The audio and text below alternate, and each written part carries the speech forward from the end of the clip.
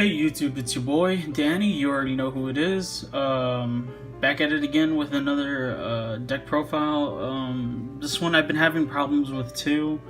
I can't seem to get the ratios right. I can't seem to get the proper handle on the deck. I can't seem to get combos right. It's fantastic. It works well. I just feel like I'm not skilled enough to play the deck. So if anybody has any tips or tricks or hints, by all means, help me out. A YouTuber that I used to watch a long time ago named Phoenix Flare X. I'm sure a lot of people know him. He's pretty famous. Did a thing called the Deck Doctor. Well, I need a Deck Doctor right now. I need somebody to help me fix my deck. Because I don't know. There's certain cards I want to play and certain cards that I don't want to play, but I feel like I have to play. And with that being said, let's get into the deck profile. So I've recorded several deck profiles of this, but I think I'd rather do it solo for now, just to get things rolling anyway. So we start off with 3 of the Endymion cards. The Mighty Morphin Endymion. Well, I call him Mighty Morphin. He's the Mighty Master Endymion. The Supreme Endymion. And this guy's pretty cool because when he's in your scale, remove 6 counters from anywhere on the field. You can special summon him. Then I believe if he is special summoned that way, you can target a card that has a spell counter, or that can have a spell counter on it, and return it to the hand. And if you do, you can destroy as many cards I'm butchering this. You can destroy as many cards as cards that you control with spell counters. That's better.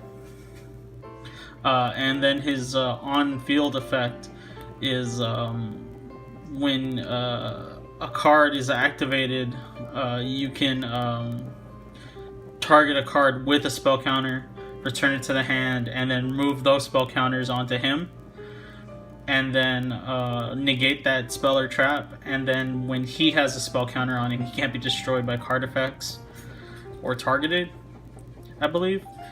And if he is destroyed with a spell counter, you get to add a normal spell from your deck to your hand. So pretty good card overall. Pretty good synergy with everything that's going on with this deck. Up next is my favorite Endymion, is the Servant of Endymion, and she's kind of like a play starter. She's kind of like what you want to see in the beginning hand. There's basically 6 copies of her in the deck. If you have 3 spell counters on her at one time, you can remove those 3 spell counters and special summon her and any monster in your deck with more than 1,000 attack that can have a spell counter on it. So that's a lot of cards in this deck. That's a lot of power. That's a lot of Endymions. She's pretty good. I wouldn't play less than 3. You could probably get away with playing less than 3 of him, but we'll get to that as soon as we can. Up next is Magister of Endymion, who I like him for his on-field effect. His on-field effect is that when you remove 3 spell counters quick effect, you can special summon 1 monster from your deck that can have a spell counter on it. So like, if you're in a bind, you could special summon the Reflection of Endymion and use her effect to bounce cards, or use Master of Endymion's effect to destroy cards. It's all up to you, personal preference. Up next, I play 2 Reflection of Endymion. Some people would opt to not play this card at all. It's too situational in its own right. I like it. 1850 beat stick. Not that strong, but I like it. And then she's level 7, so I mean, she gets things done. Up next, I play 3 Chronograph Sorcerer. This deck needs the Chronograph Sorcerer. I can't see it without Chronograph Sorcerer. The deck itself is Endymion Pendulum Magicians. I play more Pendulum Magicians than I do Endymion cards, though, because I count Chronograph Sorcerer as a Pendulum Magician. I play 3 Harmonizing Magicians. I can't find a reason not to play 3 Harmonizing Magicians. She's just so good.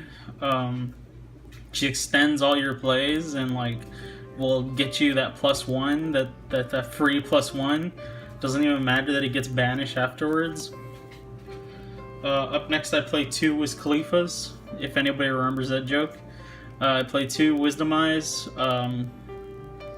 I want to take these out, and I'm going to put them to the side, and I'll explain with what I want to take them out. Then I play 2 Purple Poison and 1 Black Fang Magician for my my Magician lineup. And then finally I have 3 hand traps in the form of Effect Veilers. And you could say very easily, like, well, why aren't you playing Ash, or why aren't you playing Ogre? I'm playing these because they're Spellcaster, and you're going to find that there will be times where you're going to top deck just an Effect Veiler, and you're going to have to use it to link Aribo or Daybreaker. And you'll find that when those situations come up, it's not the best, but it is something, and it will save you. Up next, I play 3 Spell Power Mastery. This card is essentially your other Servant of Endymion, or any Endymion card. It will grab you an Endymion card, and will essentially give you a counter for every name of this card and spell Power Grasp that you control, and put it on whatever card you want. So there is that.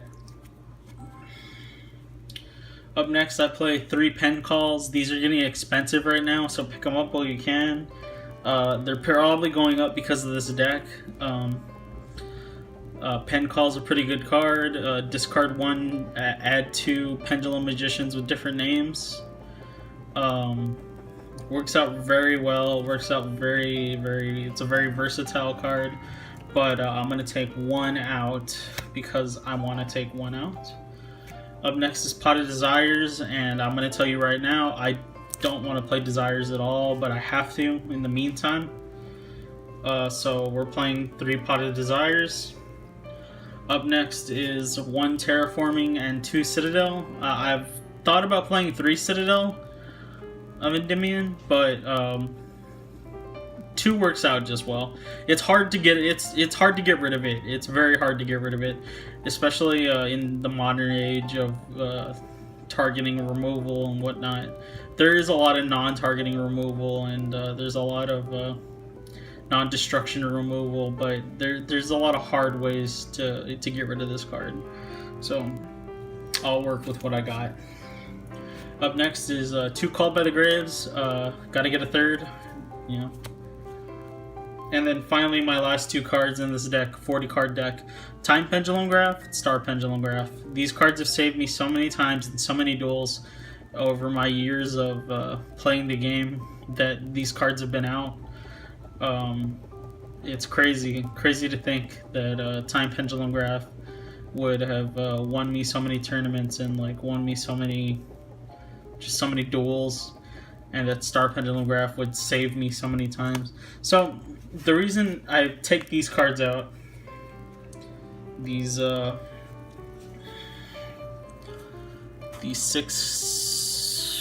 cards, yeah, 5 cards, is I want to play. No, 6 cards. My bad. I want to play 2 Blue Boys. I want to play 2 Secrets, and I want to play 2 Knowledge. And a lot of people are probably going to be like, "Well, those are the yesteryear cards. Like those are not good cards anymore. Those are bad cards." they're still very powerful cards. They're still very, very versatile and still very up to date. Spellbook of Knowledge is just that much stronger, if you ask me. In fact, I could even say just playing one blue boy and playing like a Spellbook of Power and seeing where it goes. Overall, though, the deck is strong. The Endymion deck is strong. Sorry. I don't really know where else to go or where else to turn, and my extra deck is pretty lackluster. It's 2 Time Star Magicians. I played the Vortex package. I played 2 Daybreakers. I played 1 Electromite, 1 Arrowbutt, 1 Decode, and then 1 Boral Load. And the reason for that is this guy will get your Link plays going and your Pendulum plays going. So anyway, thank you for being with me for this little deck profile. Thank you for liking the channel, and thank you for giving me the time of day to watch it. We enjoy making content for you. We enjoy making content for everybody. We hope that we can help people. We hope that we can get people to help us.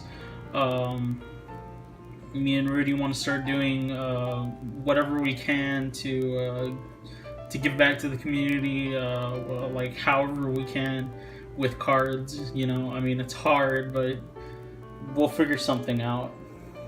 Me and Rudy, we have plans for the future. And catch me on turn 2, y'all. Stay fresh.